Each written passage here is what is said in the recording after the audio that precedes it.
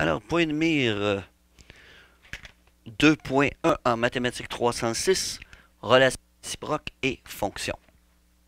Alors, qu'est-ce qu'une relation? Une relation, c'est dès qu'il y a un lien entre deux variables. Nous utiliserons souvent les variables x et y, mais on peut utiliser n'importe quelle lettre. Alors, x et y, bien évidemment, on a notre graphique ici.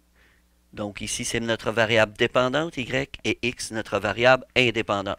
Donc, qu'est-ce qu'une variable indépendante? Une variable qui influence une autre, c'est une variable indépendante. Par exemple, quand je fais un plein d'essence, je mets de l'essence dans mon réservoir, bien évidemment, plus je vais mettre d'essence dans le réservoir, plus le prix qui va être affiché par la pompe va augmenter. Donc, c'est la variable indépendante.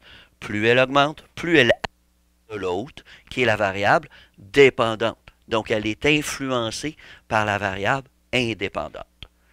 La fonction, qu'est-ce qu'elle a de plus qu'une relation? Parce qu'il faut faire attention à une relation, une fonction, c'est pas disjoint, cette affaire-là. C'est pas t'es un ou t'es l'autre, là. Tu peux être les deux en même temps. La fonction, c'est comme si elle avait quelque chose de plus que la relation. Qu'est-ce que c'est qu'elle a de plus? Ben, pour une valeur de la variable indépendante, il faut qu'il existe une seule valeur de la variable indépendante. Donc, ça veut dire que pour une quantité précise, ce sera toujours exactement le même prix. Donc, si je réussis avec ma pompe à arriver à 11,000 litres, bien évidemment, le prix va être en conséquence et ne variera jamais. À chaque fois que je vais mettre exactement 11,000 litres, je vais obtenir exactement le même prix sur la pompe, ce qui n'est pas le cas d'une relation. Donc, comment est-ce qu'on reconnaît une relation graphiquement? Bien, si on coupe verticalement, on se rend compte que pour cette valeur de x-là, il n'y a qu'une seule valeur de la fonction. Alors que si je m'en vais ici, pour la relation, quand je coupe verticalement, on voit que je vais avoir trois couples pour lesquels j'aurai exactement la même abscisse, donc la même valeur de x. Donc ça, c'est une relation, mais pas ça. Ben, en fait, c'est une relation, mais elle a quelque chose de plus, c'est une fonction. Donc ceci n'est pas une fonction, mais ceci, oui. Comme ici dans l'exemple 2, on est dans une table de valeurs. Donc dans ma table de valeurs, on a toutes des valeurs différentes ici. Donc nécessairement, on a des valeurs différentes, ce qui n'est pas nécessaire. Ce qui n'est pas nécessaire. On pourrait avoir toute la même valeur ici, ça serait quand même une fonction. L'important, vous voyez la différence ici. Ici, j'ai deux couples qui ont le même abscisse. OK? Donc, excusez-moi, la même abscisse, et elles ont malheureusement pas la même ordonnée. Ben, c'est-à-dire que je commande une bière, paf, ça me coûte 2 piastres. Je reviens un petit peu plus tard dans la soirée, je commande la même bière, paf, ça me coûte 3 piastres. Hey, qu'est-ce qui se passe là? Tu m'as chargé 2, ah, bon. Donc ça, c'est une relation, ce n'est pas une fonction. Parlons maintenant de réciproque. Une réciproque, c'est quand on va inverser l'ordre des deux variables. Donc, on dit la réciproque d'une fonction consiste à permuter.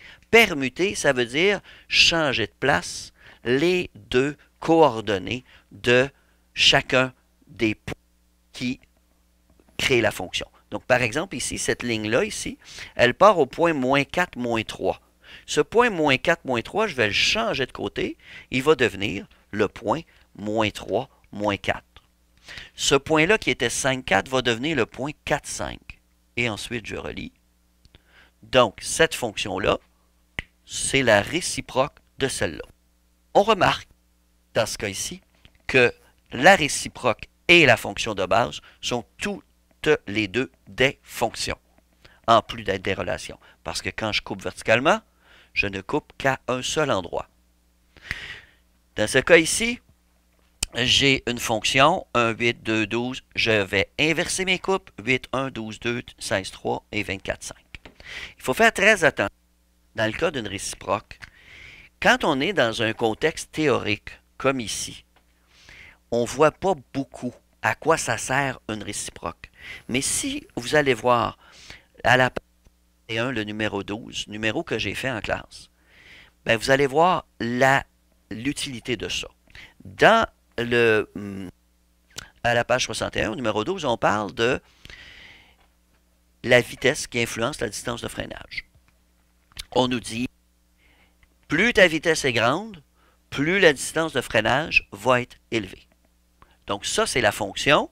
Et la fonction, elle ressemble à... Je vais aller voir tout de suite à la page 61. La fonction ressemble à ceci. Comme ceci. Hop. Donc, plus la vitesse est grande, plus la distance de freinage augmente. Ici, on a la vitesse et ici, on a la distance. Alors, qu'est-ce que ça donne d'avoir plutôt un graphique qui serait la réciproque de ça, donc la distance et la vitesse? Donc, ça ici, ça va avoir l'air de ceci. Bien évidemment, l'exemple qu'on donne ici est excellent parce qu'on nous dit on voit une trace de freinage de 45 mètres. Donc, nous, la distance ici, là, c'est pratique. On voit ça 45 mètres de long. On se dit, oh tabarnouche, à quelle vitesse il roulait, lui? Ben, lui, il roulait aux alentours de 100 km/h. Bon, 90, 100 km/h. Donc, ceci, ça va être beaucoup plus utile. Donc, on va aller chercher la vitesse, pas la vitesse, la distance, le 45 mètres, et on va aller dans notre graphique. Donc, la réciproque, c'est pour ça qu'elle existe. Okay? C'est que plutôt qu'aller chercher la distance verticalement ici et retourner à la vitesse, on va prendre notre variable indépendante. C'est sûr qu'on pourrait utiliser ce graphique-là, mais celui-là va être fait exprès pour ça, dans ce but-là. Alors, c'est tout.